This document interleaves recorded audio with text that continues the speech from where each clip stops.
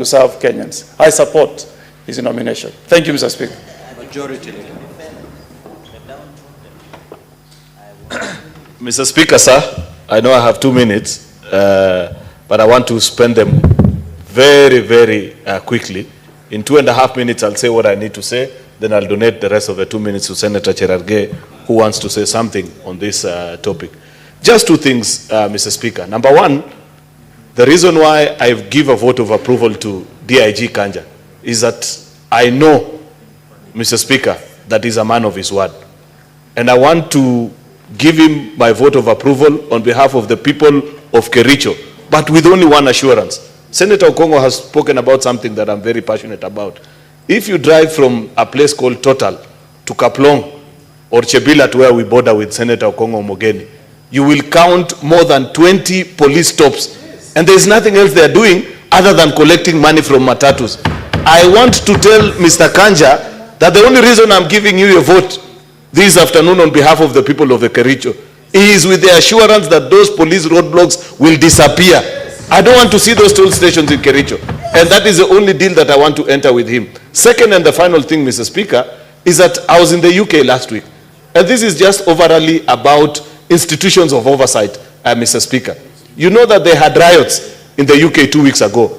As we speak today, Mr. Speaker, the police have been able to round up those who are inciting people to violence, including online. The judicial system is so efficient, Mr. Speaker, that those people 2 weeks down the line are in jail already.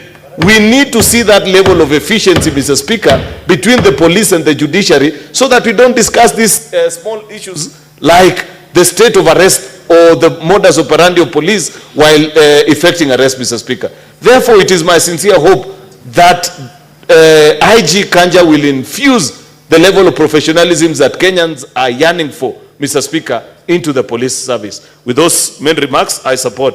I yield the remaining 2 minutes, Mr. Speaker, to Senator Cherargei. Remaining 1 minute. Thank you, Mr. Speaker. With your indulgence, I want to support this report of that the Committee of National Security, Mr. Speaker. As a guest of most of the police stations, Mr. Speaker, I have slept. It is not only in your county, Kilifi, that I have not slept in that police station, but I hope soon too, in good faith, Mr. Speaker. Mr. Speaker, I want to say there are many challenges with the police. 2 things I'll mention in quick succession is 1, those police stations, Mr. Speaker, when you are arrested and taken to the cell, the last time those police cells were painted was in 1980, Mr. Speaker. When you go, the toilets, Mr. Speaker, are pathetic. I slept on the corridor on Gigiri, which is supposed to be the prestigious police station in this republic, for 3 days. And Senator Okongo Mogeni visited me, Mr. Speaker. I was removed my dignity, Mr. Speaker. We want the police under Article 245 to do their job with professionalism, Mr. Speaker. On the police housing, Mr. Speaker, how can you explain police are depressed? Police are killing each other, Mr. Speaker. You are putting 2 families in one room, Mr. Speaker, where only bed sheets separates them, Mr. Speaker. How will they enjoy their conjugal rights? How will they enjoy their privacy, Mr. Speaker? If you leave your wife and go to night patrol, the other police might patrol your wife at night, Mr. Speaker. Mr. Speaker, we must give dignity. And I want to challenge the man from Biriri, Inspector General nominee DIG Kanja, the man from Biriri village, to talk with the president and do affordable housing program across all police stations, Mr. Speaker. Mr. Speaker, I'm happy that the issue of body cameras is being introduced to monitor crime and ensure the police are held accountable to the highest police standards across the world, Mr. Speaker. Number 3, Mr. Speaker, is on the police uniform. What happened to the blue police uniform? Nowadays, you get police are donning green camouflage. Everybody, from DIG, IG to everybody, Mr. Speaker. The issue of police uniform must be sorted out to avoid confusion, Mr. Speaker.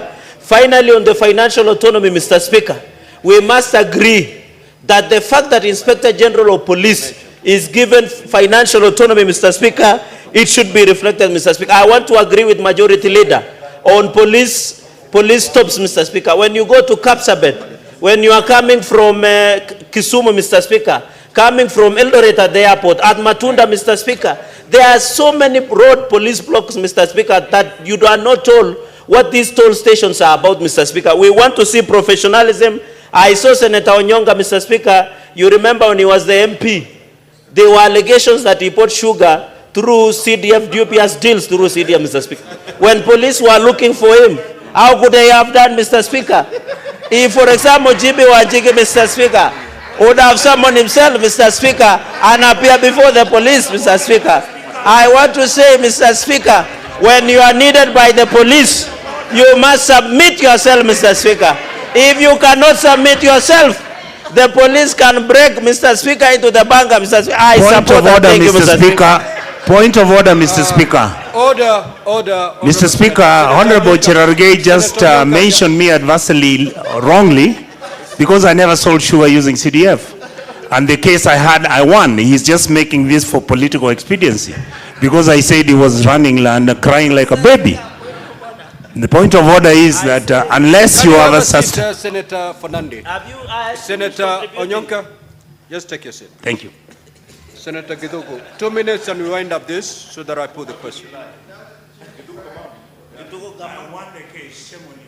I say allegations. Thank you very much, Mr. Speaker. Mr. Speaker. Order, Senator Fernandez.